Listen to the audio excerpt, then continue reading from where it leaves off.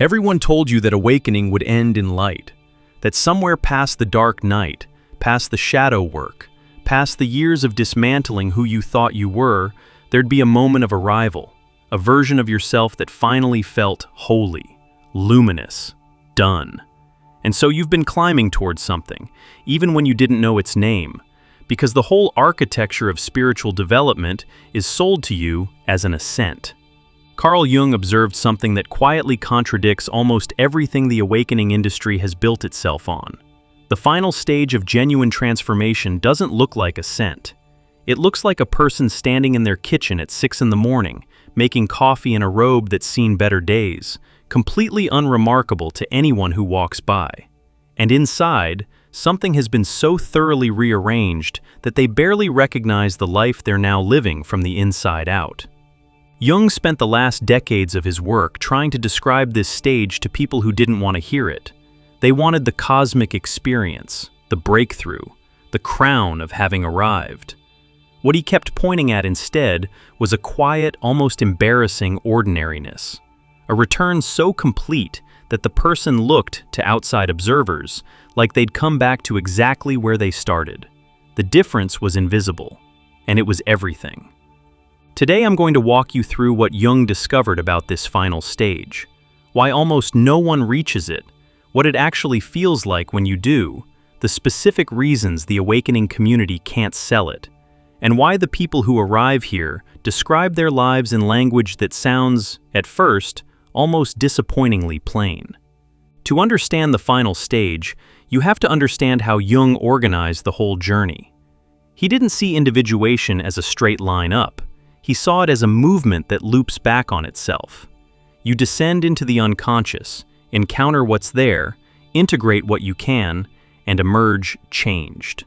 That's the first half of the work, what most people associate with awakening. It's dramatic, it's painful, it's recognizable, and it produces the experiences that the spiritual marketplace can package and sell. But Jung kept noticing that this first half wasn't the destination. It was the preparation. Something else had to happen after the dramatic descent, after the shadow integration, after the persona had been seen through and the false self had been mourned. There was a second movement, quieter, longer, almost imperceptible from the outside, where everything that had been broken open had to be brought back, carried home, set down inside an ordinary life.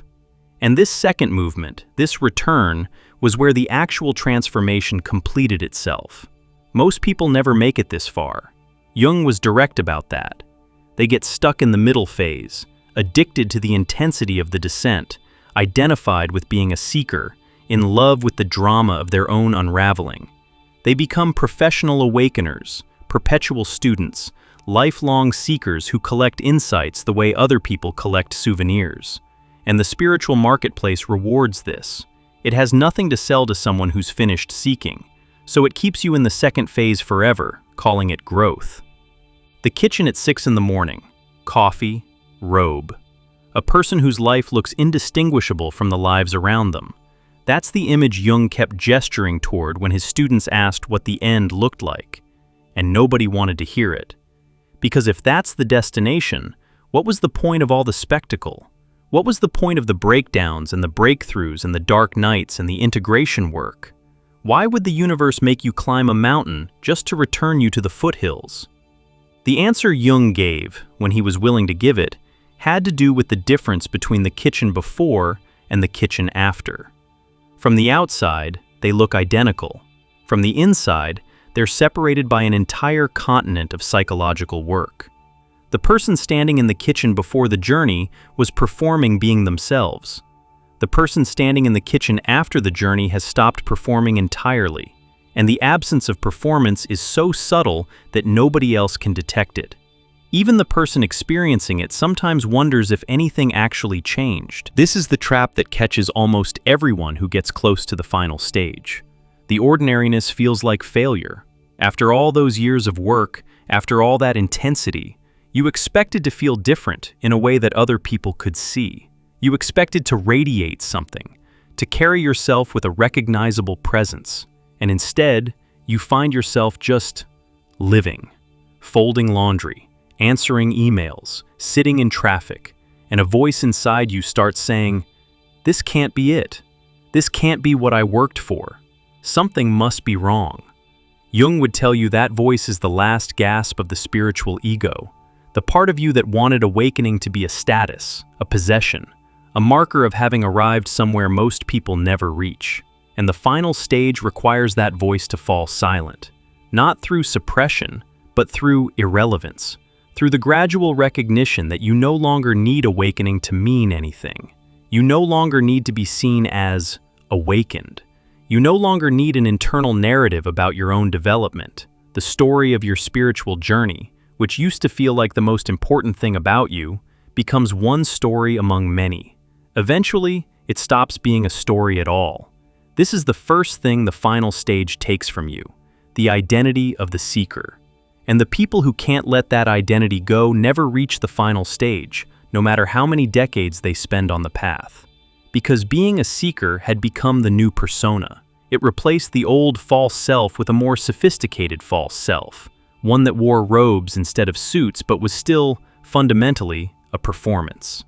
The spiritual seeker is still someone, still a role, still an answer to the question, who are you?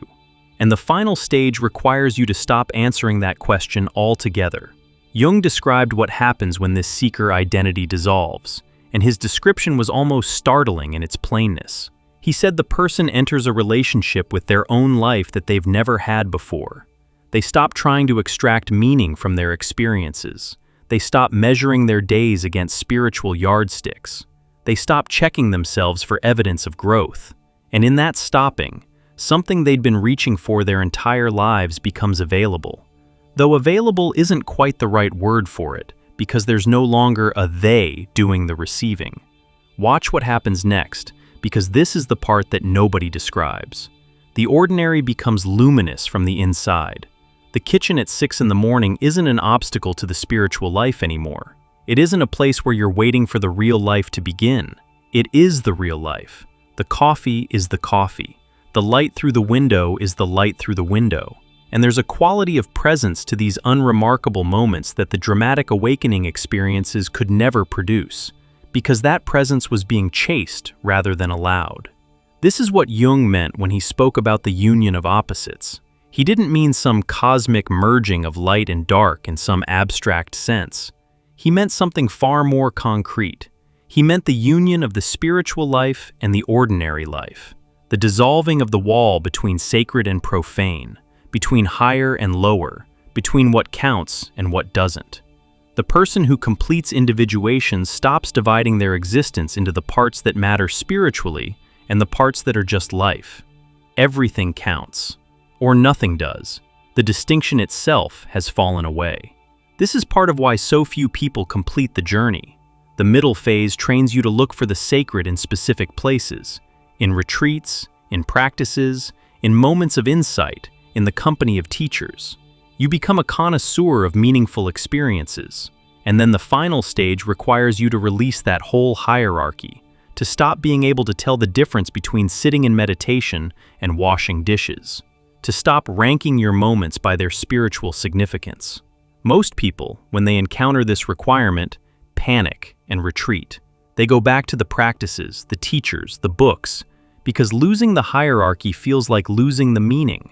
And they don't yet understand that the meaning was always in the loss. If something in you has been quietly suspecting that your search has been turning you into a perpetual seeker, that the practices have become their own subtle performance, that the language of awakening has become a new way of avoiding the simple fact of your own life, we put together a guide called True Self-Discovery for exactly this recognition.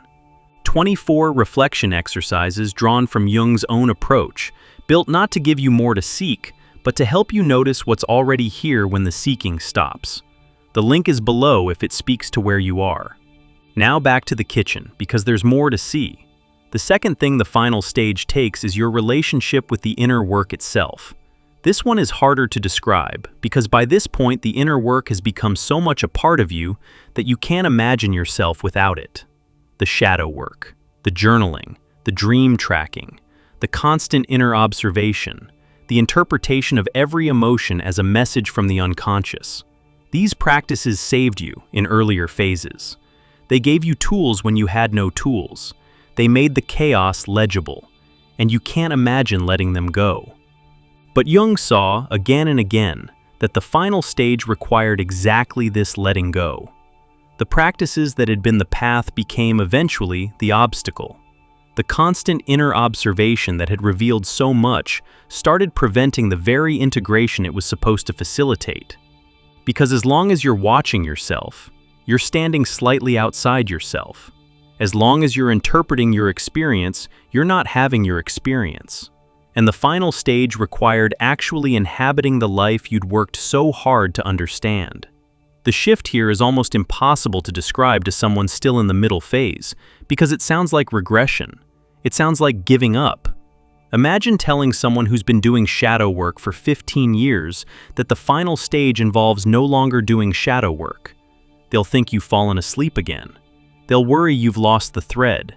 And from the outside, there's no way to distinguish the person who's transcended the practices from the person who's abandoned them. The behaviors look identical, only the interior is completely different. The person who has actually arrived at the final stage isn't doing nothing because they've given up. They're doing nothing because the doing has stopped being necessary. The shadow has been integrated to the point where it no longer needs to be tracked. The unconscious has become permeable to the point where conscious investigation isn't required for it to make itself known. The practices have done their work, and to keep performing them past their usefulness would be like continuing to do physical therapy decades after the injury healed. At some point, you have to trust that the work has actually taken hold. Jung called this trust in the integrated psyche, though he was usually more poetic than that when he described it. He talked about a person who has come into a different relationship with their own depths, one where the depths are no longer treated as a separate territory to be explored, but as something you simply are. You stop visiting your unconscious like a tourist. You stop excavating yourself like an archaeological site. The unconscious becomes part of how you move through ordinary moments, surfacing what needs to surface, integrating what needs to integrate, without requiring you to make a project of it. And here's where the third thing the final stage takes appears, because this is the one that catches people most unprepared. The final stage takes your specialness. The whole framework of awakening has, woven through it, an implicit promise that the awakened person is different, that they've achieved something most haven't, that they belong to a smaller, rarer category of human being. And even the people who explicitly disavow this, who insist they don't think they're better than anyone else, usually carry the specialness somewhere quieter, somewhere harder to see, somewhere it does its work without being noticed. The final stage requires that specialness to dissolve completely. And dissolve isn't quite the right word, because there's no dramatic moment of releasing it. It just stops mattering. You stop measuring yourself against the unawakened. You stop carrying any sense that your inner life is more sophisticated than the inner lives of the people around you. The cashier at the grocery store, the neighbor you've never really talked to, the colleague who has never read a single book about psychology. You stop seeing them as occupying a different category of consciousness than yourself. They become as fully human as you finally allowed yourself to be. This dissolution of specialness is what Jung was pointing at when he talked about the completion of individuation. Because individuation, despite the word's suggestion of becoming more individual, ends in a strange kind of dissolution of the very category that made individuality feel important. You become yourself so completely that being yourself stops being a project. And in that stopping, you stop needing to be distinguished from anyone else. The need to stand apart, which was always part of the awakening journey's quiet motivation, goes silent. Most spiritual paths can't tolerate this. They depend on a tiered structure: the masters, the advanced students, the beginners. The promise of moving up through the tiers is what keeps people engaged. And the final stage, by dissolving the tiers themselves, threatens the entire economy. This is part of why Jung's later work received less attention than his earlier work. The shadow concept caught fire because it gave seekers something dramatic to work with. The completion of individuation didn't catch fire because it didn't give seekers anything at all. It gave them their own ordinary lives back, and that wasn't a product anyone could sell.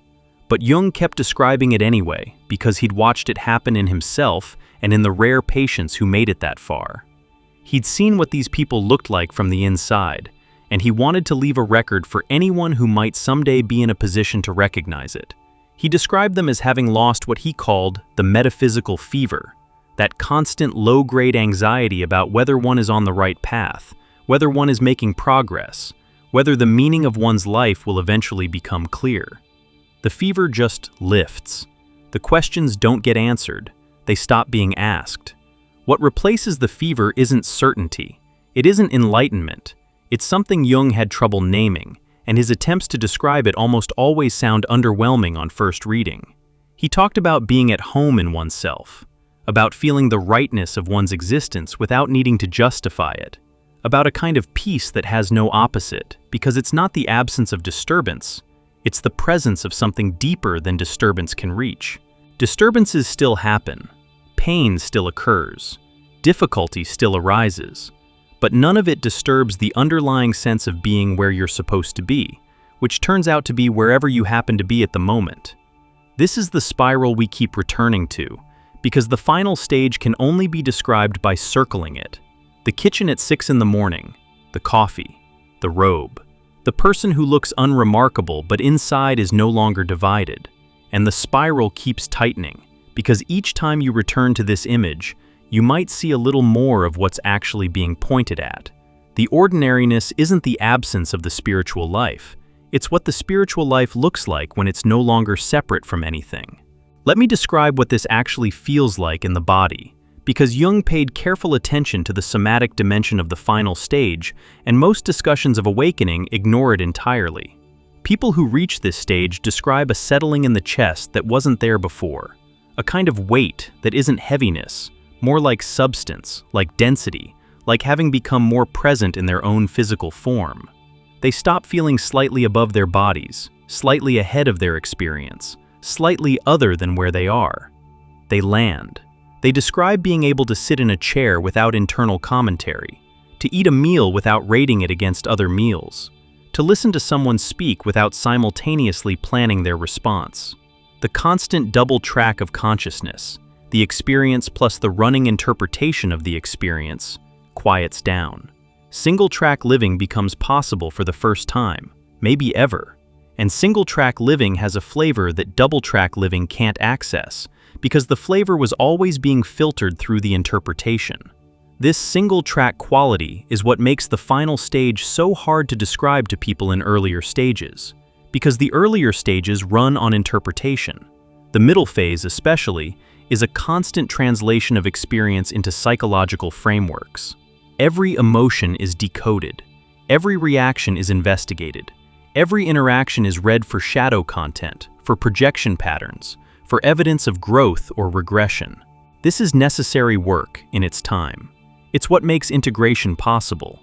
But it eventually becomes its own form of dissociation, a way of standing outside your life in order to understand it better. The final stage involves climbing down from that outside position and entering the life that's been happening underneath the interpretation the whole time. And the strangeness of this entry is that the life is exactly the same life. The same job, the same relationships, the same body, the same house. Nothing external needs to change. The change is interior, and it's so total that the externals feel completely different even though they haven't shifted at all. The marriage feels different even though the spouse is the same. The work feels different even though the tasks are the same. The body feels different even though it's still aging on schedule. Jung found that this entry usually happened gradually rather than suddenly. There was rarely a single moment of arrival. People described it more like a slow drift. They'd realize in retrospect that they hadn't done their morning practice in weeks and hadn't missed it. That they hadn't analyzed a dream in months and hadn't suffered for the absence. That they'd stopped reading the books that used to feel urgent. The seeking had quietly dropped away without their noticing, and what was left was a life that finally fit them, or that they finally fit, or, and this was closer to the truth, a life where the question of fit had stopped being relevant. And here we return again to the spiral, the kitchen, the coffee, the unremarkable morning. But this time you might be able to see what was hidden the first two times, that this scene contains the entire arc of the awakening, the descent that broke open the false self, the shadow integration that brought back what had been rejected, the dissolution of the seeker identity, the release of the practices, the dissolving of specialness, the somatic landing, the entry into single-track living. All of it is present in this ordinary morning. It's not a small destination. It's the entire journey, fully present in a moment that looks like nothing. This is what almost nobody reaches, not because it's hidden, but because the route to it requires releasing everything that made the journey feel like it was going somewhere. Most people, when they get close to this final stage, retreat. They go back to the practices, they book another retreat, they find another teacher, they construct another phase of seeking, because the destination they're approaching feels too much like the place they started from, and they can't make peace with the apparent flatness of it. They keep climbing toward an arrival that requires them to stop climbing. Jung was clear about why most people retreat. The final stage doesn't reward you. It doesn't make you exceptional. It doesn't give you stories to tell. It doesn't produce moments that confirm your specialness. It gives you, instead, your own life, exactly as it is, exactly where you are, with all its ordinary textures intact. And for someone who has built years of identity around being a seeker, this can feel like erasure. The seeker doesn't get to enjoy the arrival, because there's no seeker left when the arrival actually happens. This is the koan that the spiritual marketplace can't solve, and that's why the final stage will never be a product. You can't be sold a destination that you have to disappear in order to reach. You can't be coached toward an arrival that requires the coaching to become irrelevant. The whole apparatus of awakening assumes someone who will benefit from the awakening, and the final stage dissolves that someone before the benefit can be claimed. Anyone selling you the final stage is, by definition, selling you something else. So what should you do with this? If you're somewhere on the path and you can sense, somewhere underneath the work, that the work itself has started to become the obstacle. Jung's answer was characteristically practical. He didn't tell people to stop their practices. He didn't tell them to abandon their inner work. He told them to keep going, but to start paying attention to what the work was producing in them. Not the insights, not the integrations, not the breakthroughs, but the texture of their ordinary moments, the quality of their attention when nothing was happening, the feel of their own life when they weren't actively trying to improve it. He believed that the final stage, when it was approaching, would announce itself through these textures rather than through dramatic experiences. You'd notice that the coffee tasted more like coffee, that the morning light felt more like morning light, that the people in your life looked more like the people in your life, less like characters in your spiritual drama. These small re-arrivals would accumulate until, at some point, you wouldn't be able to identify.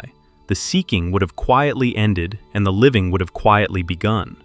If you're at that point, if the work is starting to feel like resistance rather than progress, if the practices are starting to feel like a barrier between you and your own life, if the seeking is starting to feel like the last performance you haven't given up yet, Jung would tell you something simple. Trust the quietness. Trust the apparent ordinariness. Trust that what feels like a plateau might actually be the destination you've been climbing toward, dressed in clothes you didn't expect. The final stage isn't an absence of meaning. It's meaning that no longer requires interpretation to be felt. It isn't a loss of depth. It's depth that no longer requires excavation to be available. And the people who reach this stage describe their lives in language so plain that it slides past the seeker's attention completely.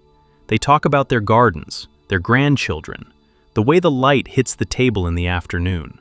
And the seeker reading their words thinks, this is what awakening produced? This bland account of an ordinary life? And the seeker turns the page, looking for someone with a more impressive description. But the apparent blandness is the point. The person describing their garden has stopped needing the garden to mean anything beyond itself, which is precisely what allows the garden to mean everything. The meaning is no longer being extracted, it's being inhabited. And inhabited meaning, Jung found, didn't translate well into language designed for the extraction kind.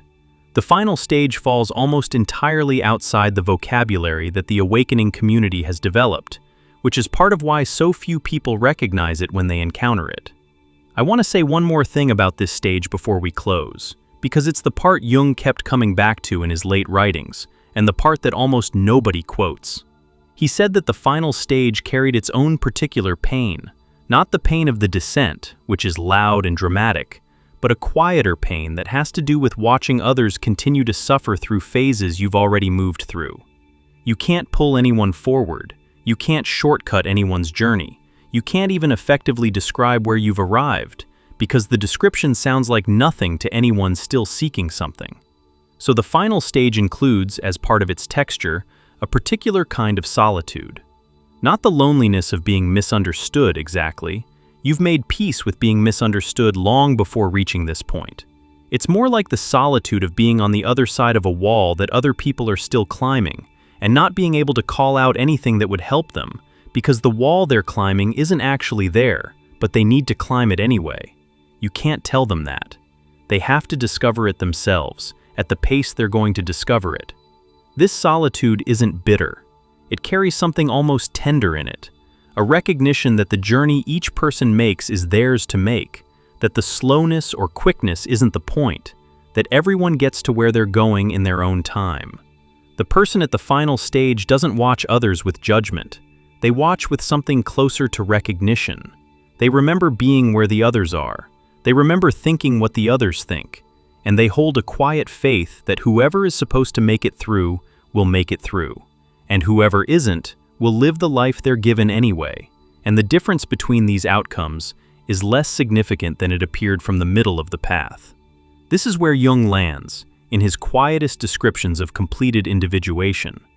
A person who has stopped trying to wake others up, stopped trying to teach, stopped trying to leave a legacy of insight. They live their life. They do their work. They love the people they love. They die when it's their time to die. And the great spiritual achievement, the thing they spent decades working toward, becomes invisible from any angle other than the inside. Even from the inside, they no longer think about it. It's no longer a thing they have.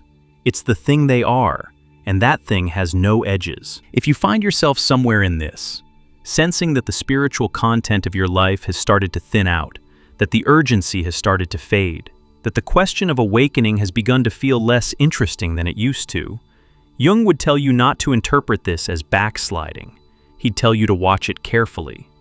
Because the thinning out of spiritual urgency, when it happens to someone who has done genuine inner work, is often the first signal that the final stage is moving in. The drama is leaving because the drama has done its work.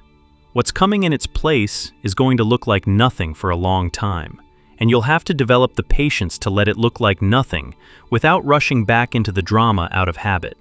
The kitchen at 6 in the morning, the coffee, the robe, the ordinary light. This is what almost no one reaches, because the reaching has to stop in order for the reaching to be complete.